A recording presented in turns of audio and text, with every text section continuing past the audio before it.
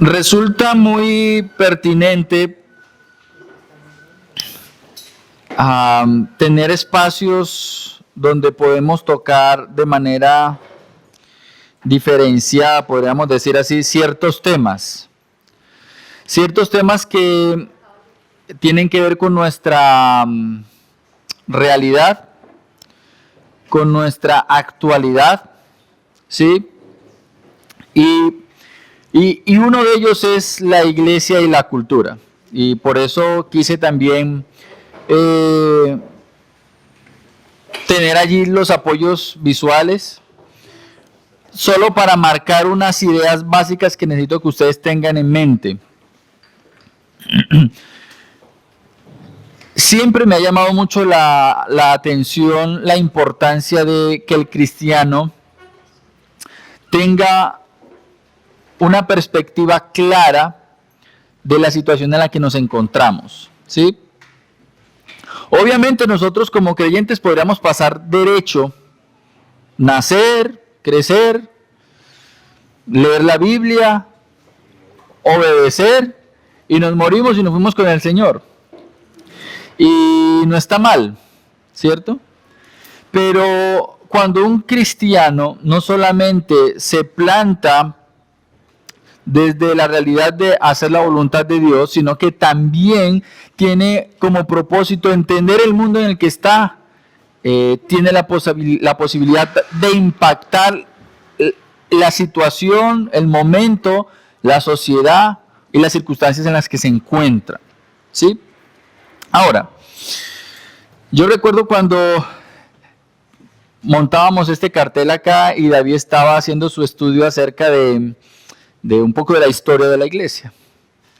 Y en su momento pues estaba plantando la iglesia en Bogotá y pronto se estaba abriendo también la iglesia en Cali. Y una de las ideas que David compartía era, nosotros no nos damos cuenta que también estamos haciendo historia. Y cuando nosotros hacemos un estudio como el de la iglesia y la cultura, es ver nuestra situación actual también desde una perspectiva histórica. ¿Qué hemos legado y qué vamos a legar? Entonces, vamos a entrar un poco en esa dinámica, en ese contexto de lo que es la iglesia y la cultura. De hecho, hoy es introducción y hoy tiene que ver con una definición de términos, ¿sí? Una definición de términos. Creo que eso es importante. Entonces, cuando usted y yo nacemos, usted no nace en el vacío, ¿cierto que no? O sea, si usted se da cuenta, incluso Adán y Eva, cuando llegaron a este mundo, no llegaron a la nada.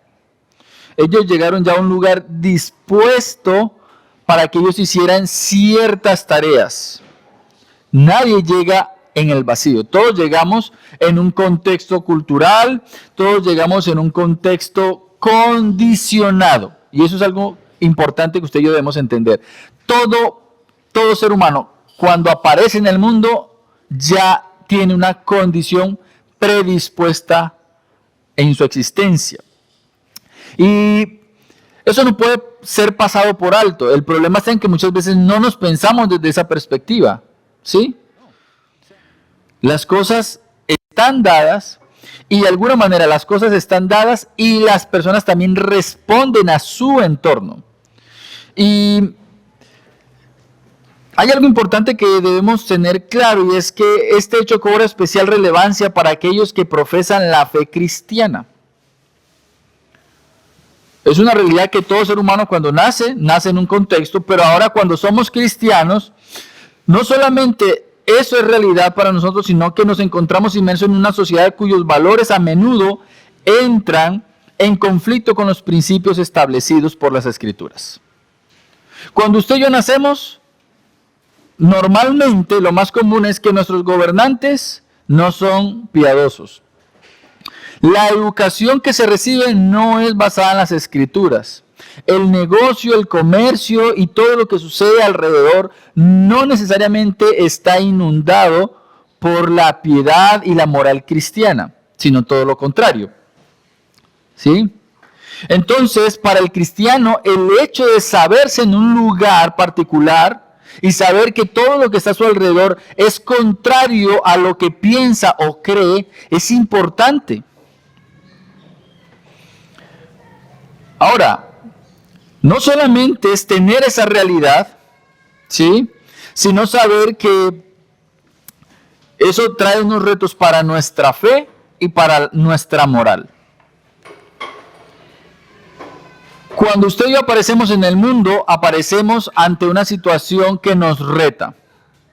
¿Qué es un reto? Un reto normalmente no es algo que se hace fácil. Un reto siempre plantea unas dificultades. Un reto es aquello que posiblemente me va a llevar a buscar ayuda, ¿sí?, para poder sortear problemas de tal manera que yo pueda alcanzar una meta específica. La meta del cristiano tiene que ver con agradar a Dios y hacer la voluntad de Dios en un contexto en el cual no se agrada a Dios y en el cual no se busca hacer la voluntad de Dios. O sea, el mundo en este caso y nuestra cultura de manera particular va en contra de esa meta. La idea es que no agrades a Dios, la idea es que no cumplas la voluntad de Dios, la idea es que no seas piadoso. Entonces, el desafío que tiene la iglesia es resistir la tentación de ser arrastrado por las corrientes y mantenerse firme en los valores que nos enseñan las Sagradas Escrituras. ¿Sí? Ahora, ¿cómo apoyamos nosotros esta verdad, bíblicamente hablando? Vamos a partir de Juan 17, versículos 14 al 17, ¿les parece? Porque si bien es un tema, debe estar la Escritura hablándonos. Entonces, vamos a ir a Juan 17. Y en Juan 17, versículos 14 al 17, dice así: yo les he dado tu palabra. Esto tiene que ver en el contexto de la oración del Señor Jesucristo, de nuestro Señor Jesús, al Padre, intercediendo por sus discípulos y por todos los que vendrían después de él. Y dice así: yo les he dado tu palabra y el mundo los ha odiado. Y ojo con esto. Ojo con esto porque esto es importante y no lo podemos perder de vista. Todo aquel que dice ser hijo de Dios, seguidor de Cristo, un cristiano fiel, va a ser, ojo con esto, va a ser y tiene que ser odiado por el mundo. Tiene que serlo. ¿Por qué? Porque tú no puedes estar disfrutando del mundo, de todo lo que ofrece el mundo, cuando se supone que eres contrario a toda la corriente del mundo. Y cuando tú eres contrario a la corriente del mundo, te van a odiar. Entonces, dice, yo les he dado tu palabra y el mundo los ha odiado. ¿Cuál es la causa de que el mundo nos odia? Porque la palabra está en nosotros. La palabra está en nosotros. Porque no son del mundo como tampoco yo soy del mundo. No te ruego que los saques del mundo, sino que los guardes del maligno. Ahora, pregunto, ¿qué es lo que gobierna al mundo? El maligno. ¿Por qué nosotros no podemos estar en amistad ni en concordancia con el mundo? Porque el maligno no tiene nada que ver con nosotros, o no debería tener nada con nosotros. ¿Sí? Sigo. Ellos no son del mundo. O sea, ¿quiénes? Los discípulos, por quienes estaba orando Jesús, estaba diciendo, ellos no son del mundo, como tampoco yo soy del mundo. ¿Santifícalos en qué? En la verdad. Tu palabra es verdad. Entonces, a partir de este pasaje bíblico, Juan nos muestra que el creyente que ha nacido de nuevo no ha sido apartado del mundo en dos términos particulares, en términos de sistema y en términos físicos reales. El cristiano aparece en el mundo y ya hay un sistema que lo circunda, ¿cierto? Que es más grande que él. Ya por eso hablé ahorita de un contexto social, cultural, educativo, etcétera, etcétera. No hemos sido apartados del sistema en tanto ideología. Cuando usted llega al colegio, lo primero que le dicen es que el hombre vino ¿de dónde? Todavía se habla de que el hombre viene de un proceso evolutivo. Que en las universidades de mayor investigación a nivel mundial ya es una teoría que va pasando. Ya no es el más fuerte, ya no es la teoría que más se sostiene. Pero nosotros estamos en un contexto cultural, geográfico, donde todavía eso se sostiene. O sea, nosotros venimos atrasados en la investigación y en la ciencia 30, 40 años. Entonces, nosotros aparecemos en este mundo bajo un sistema que nos rodea, bajo un contexto físico que nos rodea, pero Jesús dice, yo no los he sacado del mundo, pero sí te pido que los guardes del maligno.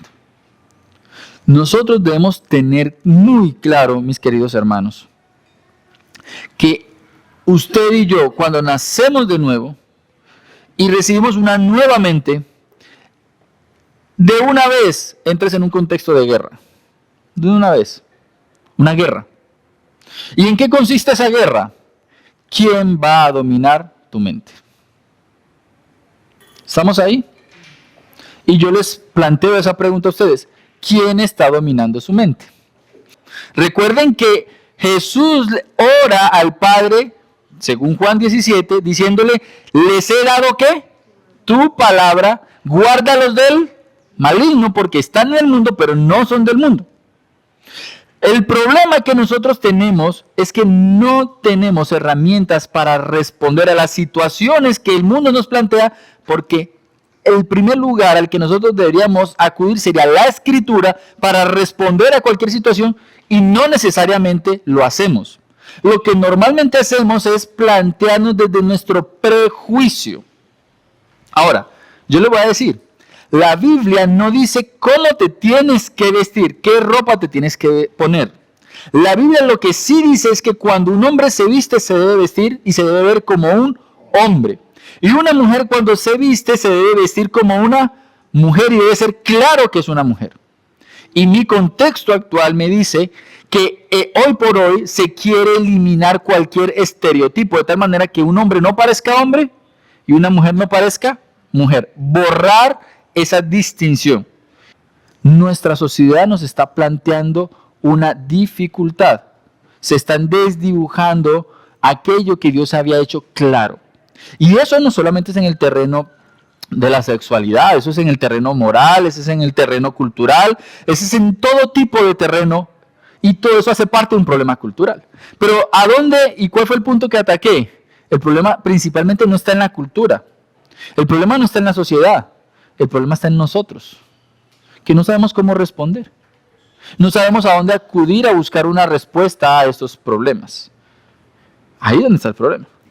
No solamente eso, hay un segundo problema. Y es que el segundo problema que se plantea en nuestro contexto como iglesia es que cuando personas abren la Biblia, y eso sí me parece todavía más grave, y dan una respuesta bíblica a un problema como esos, la misma iglesia se para y dice, no estoy de acuerdo. ¿Por qué? ¿Por qué no estás de acuerdo? Porque ya el maligno obró en la mente de muchos creyentes. Podemos haber nacido de nuevo, podemos estar leyendo la Biblia, pero no aplicando un discernimiento a lo que el texto bíblico dice. De tal manera que no soy capaz de ver el problema y la situación que está alrededor. Entonces, eso se empieza a sumar y a sumar y a sumar, y la pregunta es, yo como cristiano, ¿cómo debo actuar? Yo como cristiano, ¿cómo debo opinar? Bueno, tú debes opinar y debes actuar conforme a la Escritura. Es amor hacerme a un lado y decirle al familiar que está en pecado, estás en desobediencia, la Biblia dice esto y esto y esto y esto, por lo tanto, yo deseo que el Señor ilumine los ojos de tu entendimiento, que puedas ver la verdad, que te arrepientes de tu pecado, pero yo no me voy a alegrar en tu pecado, no voy a asistir a tu boda. Punto. Porque nosotros no podemos caer en el problema de de la situación en que plantea Pablo en Romanos capítulo 2 y 3, donde dice que hay de aquellos que incitan el pecado y se alegran por ese pecado, que apoyan el pecado. Nosotros no podemos estar ahí. Entonces, solamente planteé dos situaciones en las cuales quería mostrarles que el problema de la iglesia y la cultura, que es tan actual como siempre de que ha existido la iglesia, es un asunto de que nosotros no comprendemos la urgencia de pensar bíblicamente. Pensar bíblicamente. Es algo que nos debe como plantear una urgencia. Y más todavía por el simple hecho de que, como lo he compartido con muchos de ustedes, nosotros estudiamos secularmente y sacamos una carrera y sacamos una especialización y sacamos un diplomado y sacamos cualquier cosa que sirva para el entorno académico, para el entorno laboral, y siempre la escritura queda ¿dónde? Relegada a un no tengo tiempo, después, cuando sea más viejo, cuando tenga más plata, cuando no necesite plata, Y siempre nuestra formación bíblica va quedando relegada. ¿Sabe qué pasa cuando nosotros relegamos nuestra formación bíblica? El enemigo está ganando terreno. Por una sencilla razón. Nosotros no le estamos pidiendo a usted como iglesia que sea pastor o que sea una doctora. Yo aquí les traje una doctora en teología y ciencias humanas. Esto es escrito por una mujer. Y lo interesante es que esta mujer no es predicadora, pero ella leyó muy bien un problema de la cosmovisión para la iglesia cristiana. Por eso dice, verdad total, libera el cristianismo de su cautiverio cultural. Y le hizo un análisis a la cultura americana a partir de la escritura, desde un contexto histórico, teológico, sociológico, porque las mujeres también están llamadas a conocer la escritura y a evaluar su entorno, ¿sí? Y no son temas fáciles, son temas difíciles. Lo interesante está en que todos estamos llamados a capacitarnos y a poder vivir como Dios manda que vivamos. Entonces, teniendo en cuenta esto, yo espero que no se les esté haciendo difícil, ¿cierto? ¿O está muy difícil el asunto? ¿Está muy complejo? El reto fundamental que le impone la cultura a la iglesia consiste en no olvidar qué es la iglesia y cuál es su tarea en medio de las modas que van y vienen. ¿Cuál es el reto que le impone la cultura a la iglesia? Lo acaba de decir. Ojo con esto. El reto que la cultura le impone a la iglesia es que la iglesia no olvide qué es la iglesia. Eso es fundamental. Y eso ha pasado de generación en generación. Eso ha sucedido por décadas, por edades. ¿Sí? El reto fundamental que le impone la cultura a la iglesia consiste en no olvidar qué es la iglesia y cuál es su tarea en medio de las modas que van y vienen.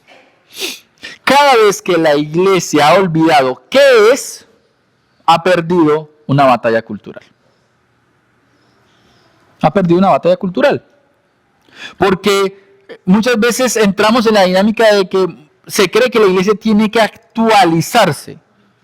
¿Cómo actualizas una iglesia? Tú puedes actualizar los medios utilizados para promover la predicación, ¿sí? Antes no se predicaba con micrófono, hoy sí. Antes no había el internet, no había las cámaras para hacer llegar la predicación a más oyentes, hoy sí. Lo que no puedes hacer es cambiarle el propósito a la iglesia, la naturaleza de la iglesia y el medio por el cual la iglesia es relevante en medio de una cultura. Eso no lo puedes cambiar. Y eso es lo que muchas personas han intentado cambiar. Y eso es lo que como iglesia no podemos olvidar. Ahora, te pregunto, ¿cómo entiendes tú a la iglesia? ¿Cómo la entendemos? Eso es una muy buena pregunta. Según lo que respondas, vas a saber qué tanto terreno ha ganado el mundo y la cultura en tu mente, o qué tanto te mantienes firme según lo que la Escritura enseña. ¿Sí? Entonces, de manera rápida, yo podría decirles que Primera de Timoteo, capítulo 3, versículo 15, siempre lo hemos utilizado. Eso nos enseña que la iglesia es la la columna y el baluarte de qué? La iglesia tiene un propósito fundamental en el mundo. Ojo, un propósito fundamental. Aunque la moda cambia, aunque el pensamiento cambia, aunque la cultura cambia, hay perspectivas relativistas de la cultura. Aquí en Colombia se piensa una manera, en China se piensa otra, en la selva se piensa otra. Independientemente de cuál sea la cultura, la iglesia en el lugar donde se pare tiene que ser igual. Una columna y un sostén de la verdad. Ahora, la pregunta es, ¿y qué dice la Escritura? Y usted se podría empezar a decir, bueno, pero ¿y qué pasa si donde los indígenas, los hombres se visten igual? En ninguna cultura el hombre y la mujer se visten igual. Siempre hay unos distintivos culturales para hacer evidente que un hombre es un hombre y una mujer es una mujer. Ahora, lo interesante está en que, ¿para quiénes reveló Dios la Escritura? ¿Para quiénes? Para el hombre. El hombre sigue siendo hombre en cualquier contexto cultural. Por eso ella no va a cambiar, ojo con esto, en la implicación que enseña para cualquier hombre en cualquier cultura. Independientemente de la época, independientemente del contexto social o económico, ella es la verdad y la iglesia tiene una tarea fundamental: sostenerla, defenderla, enseñarla, vivirla, aplicarla. No estoy diciendo que usted le haya prestado o no atención a una de las publicaciones que hicimos en estos días, motivando a que asistieran al curso de historia y la iglesia y la cultura. Pero preste atención a lo que dice aquí. Si usted quiere ver un poco sobre cómo enfrentarse a esa situación, a ese tema acerca de la iglesia y la cultura, un hombre que se llama Francis Schaeffer fue o es uno de los referentes más importantes dentro del pensamiento cristiano que abordó ese tema de manera muy, muy bien estructurado. Él hizo muy buenos aportes acerca de la iglesia y la cultura, y él dice: el cristianismo no consta de una serie de verdades. Eso es lo que enseña la filosofía, verdades. El cristianismo no consta de una serie de verdades, en plural, sino más bien la deletrea con V mayúscula, o sea, la verdad, una. Es la verdad acerca de la realidad total. ¿Qué es un contexto cultural, social, político y económico? Una realidad. Ahora, ¿qué enseña la Escritura? ¿Qué debería enseñar el cristianismo? La verdad en cada uno de sus contextos. Sigue siendo la misma. No solo por lo que toca a asuntos de religión, que es lo que normalmente la cultura intenta plantearnos a nosotros. Usted viene con una religión. La religión viene con unos añadidos muy particulares, un dogma, un ejercicio práctico, usted tiene que hacer, ¿cierto? El cristianismo no enseña religión. Ahora, el cristianismo bíblico es verdad concerniente a la realidad total, la posición intelectual de la verdad total y además una vida a la luz de esa verdad. O sea, el cristianismo, si es bíblico, en cualquier contexto cultural, debe presentar la verdad. ¿Estamos ahí? ¿Alguna pregunta hasta el momento? Entonces, el papel de la iglesia en la cultura, en cualquier contexto, es sostener la verdad. Ahora, ¿qué nos dice Mateo capítulo 5, versículos 13 y 14? ¿Cuál es el propósito de la iglesia? ¿Qué otro propósito tiene la iglesia? Preservar a la cultura, preservar a la cultura de su descomposición social y moral. Por eso Jesús dijo: ustedes son la sal. Y segundo, debemos enseñarle al mundo la verdad. Ustedes son la luz. Ese es el propósito de la iglesia en medio de la cultura. Y la pregunta es: ¿usted cómo está allí? Si usted fuera un grano de sal, ¿usted perdió el sabor o no perdió el sabor? Para que la sal sirva para evitar la descomposición, debe estar salada la sal. Porque Jesús dice: si la sal ya no sabe, ¿para qué? ¿Para qué sirve? No sirve para nada. ¿Cierto? Entonces la pregunta que yo les puedo hacer a ustedes es, ¿ustedes hasta dónde están salados? Usted debería decir, uy, estoy salado hoy. ¿Sí o no? ¿Sé qué tan salada está hoy? ¿Y ustedes? Si no están salados, no preservan a este contexto cultural en el que nos encontramos de su descomposición moral. ¿Sí? Entonces, nosotros podríamos hacer una lista grandísima, muy, muy grande, acerca de los propósitos por el cual la iglesia es y cómo nos preservamos en medio de las modas que van y vienen en contextos culturales. Pero yo quiero plantearles 4 preguntas. La primera pregunta es, ¿por qué la iglesia puede enseñar la verdad? ¿Por qué la iglesia puede enseñar la verdad? Primera pregunta. Segunda pregunta, ¿por qué la iglesia debe hacerlo? ¿Por qué la iglesia debe hacerlo? Y tercera pregunta, ¿cómo es que la iglesia puede ser relevante en medio de una cultura impía? ¿Cómo una iglesia se mantiene relevante en una cultura impía? 3 preguntas. Las voy a mencionar otra vez. ¿Por qué la iglesia puede enseñar la verdad? Primera pregunta. Segunda pregunta. ¿Por qué la iglesia debe hacerlo? O sea, ¿qué debe hacer? Enseñar la verdad. Una cosa es por qué la puede enseñar y otra es por qué la enseña. Ahora, tercera, ¿cómo la iglesia se mantiene relevante en una cultura impía? Entonces, vamos a responder esas preguntas. La iglesia puede enseñarla y preservar al mundo del mal moral y la impiedad porque ellos han sido regenerados por la obra del Espíritu Santo en cada creyente. O sea, ¿por qué puedes enseñar la verdad? Pues porque en ti ya está la verdad, porque has sido regenerado, ¿cierto? Efesios capítulo 5, versículos 26 y 27. ¿Sí? En otras palabras, podríamos decir que la iglesia tiene la autoridad moral que proviene del testimonio que da la obra transformadora del Espíritu Santo en el cristiano. ¿Sí? De allí la importancia de que el cristiano viva lo que enseña. ¿Sí? Y por eso nos acusan de ser hipócritas o mentirosos. Porque en días de aflicción estamos entregados a la desesperación.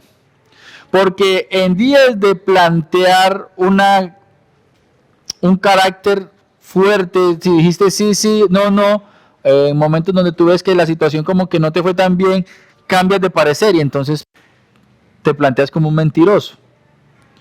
Y así sucesivamente en cada uno de los contextos en los que nos movemos, muchas veces estamos negando lo que deberíamos estar afirmando. Y el simple hecho de que tú digas que eres cristiano, ya la gente sabe, ojo con esto, sabe cómo se debería ver un cristiano.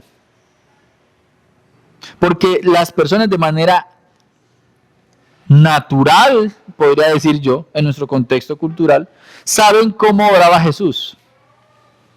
Y por lo tanto, esperan que nosotros como cristianos obremos de la misma manera.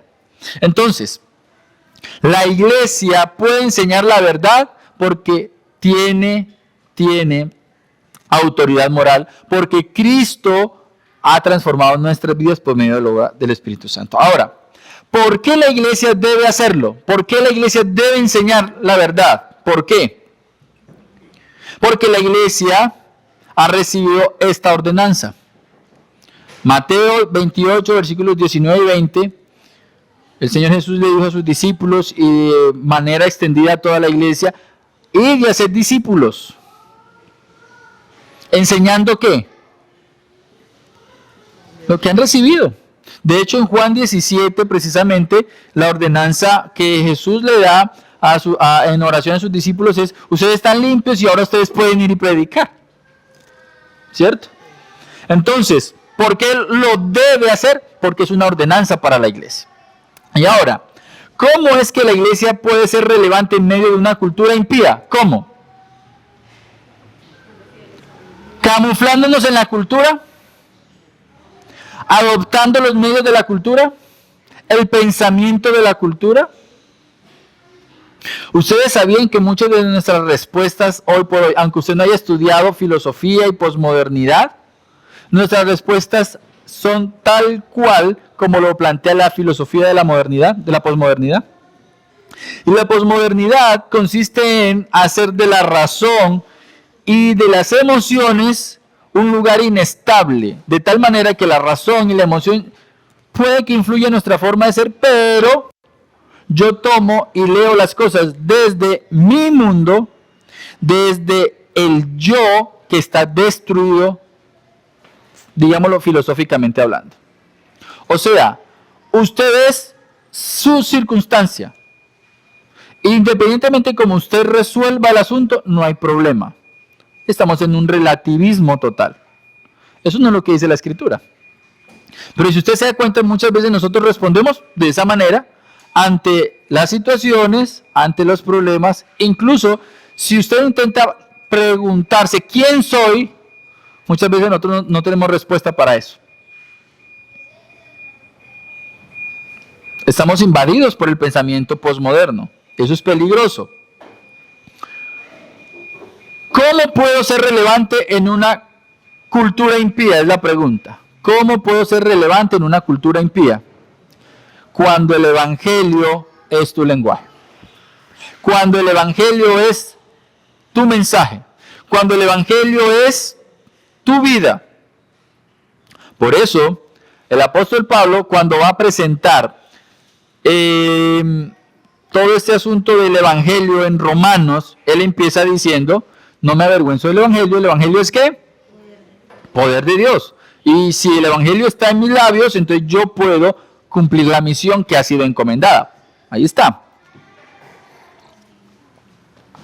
Acompáñenme a 2 Corintios capítulo 10, versículos 3 al 6. 2 Corintios capítulo 10.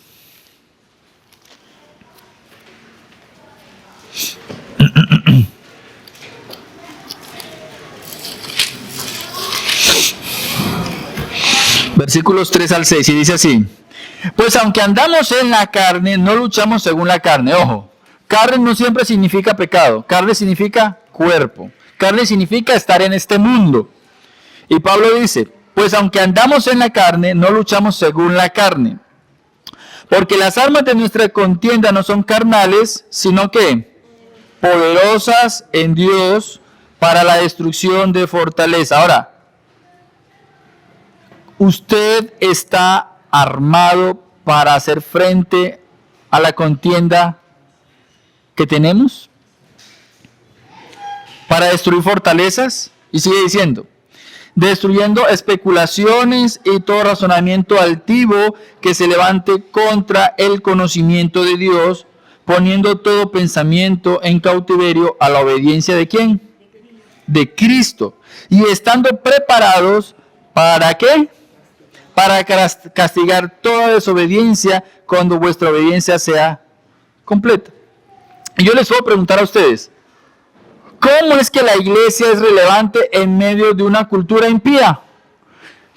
Respondamos a la luz de estos textos. Si el evangelio es tu lenguaje, y segundo, si estás listo para destruir especulaciones y razonamientos que se levanten en contra de Dios. Lo único que tienes que hacer es estar empapado en la Escritura. Como lo dije en la enseñanza del domingo anterior,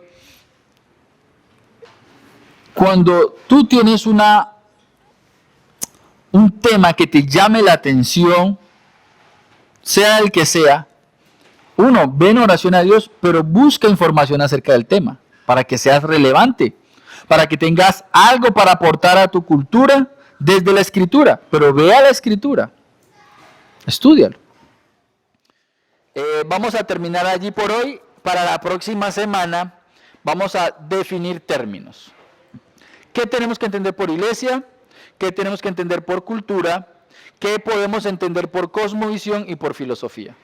No le hagan el feo a meterse en terrenos escabrosos, porque el terreno escabroso ya nos alcanzó. Y si usted y yo no nos ponemos las pilas para aprender a leer nuestro entorno, créame que el guerrero avisado no muere en qué. Pero si usted no se prepara, a la vuelta de 3 años, posiblemente usted está sin quererlo, sin darse cuenta, enredado en una telaraña, pensando como el mundo, actuando como el mundo y posiblemente hablando en contra de Dios, como lo hace el mundo, si no se ponen las pilas. Vamos a orar.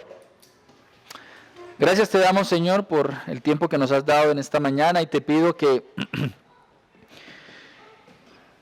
alimentes nuestro interés, Señor, por ese tema que creo que es muy relevante porque es llevar, Señor, no solamente a la práctica lo que hemos aprendido muchos años en cada uno de los cursos que hemos trabajado, sino que también, Señor, nos permite tener una perspectiva clara de la situación en la que nos encontramos. Yo sé, Señor, que no todos tenemos la posibilidad y la capacidad para ver nuestro entorno con claridad, pero cuando compartimos este tipo de espacios, nos ponemos al día con lo que se está pensando hoy, con lo que se está moviendo a nuestro alrededor. Y eso nos ayuda, Señor, a ser relevantes como iglesia. Eso nos permite a nosotros realmente comprender la importancia de estar firmes y de ponernos bajo tu dirección para que el Espíritu Santo nos guíe y podamos ser miembros y soldados útiles en esta confrontación que tenemos a muerte contra la oscuridad. Una guerra, Señor, que no tiene que ver con ganarle al mundo, sino con estar firmes, con ser relevantes porque predicamos el Evangelio. Y en ese trasegar como soldados, tú permitirás que personas a nuestro alrededor crean en ti y sean salvas. Pero nuestra tarea principal hoy por hoy es ser fieles al mensaje y que realmente, Señor, podamos comprender y vivir lo que el Evangelio nos ha otorgado. Te lo pedimos en nombre de nuestro Señor Jesucristo. Amén y amén.